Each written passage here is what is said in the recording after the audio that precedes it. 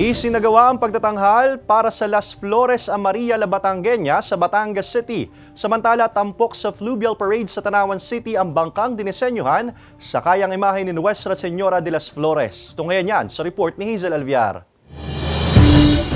Isinagawa ang isang stage musical performance na Las Flores a Maria la Batangueña sa Batangas City noong Martes bilang pagdiriwang ng Flores de Mayo. Dito binigyang pagkilala at pagpapahalaga sa makabuluhang papel ni Maria sa buhay ni Cristo na siyang nagpapatibay ng pananampalataya ng mga Katoliko. Bilang pagbibigay pugay sa Birheng Maria, inalayan siya ng mga awitin at sayaw ng iba't ibang grupo ng musicians at dance troops mula sa Batangas City at ibang bayan.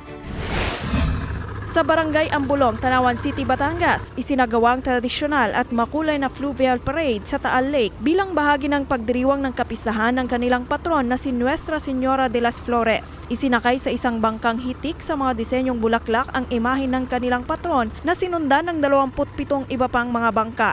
Masaya po kasi first time ko pong naranasan na magkaroon po ng ganun. Napakagandang programa ito dahil nabibigyan ng atensyon or pagpapahalaga ang mga kababayan naming mangingisda.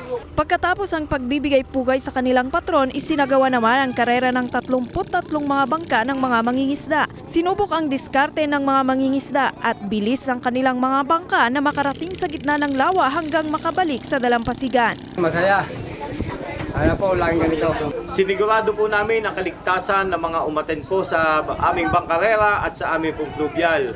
Nakipagtulungan po sa amin ang PAMBI ng DNR and naandyan din po ang mga Coast Guard. Hazel Alviar, Balitang Southern Tagalog.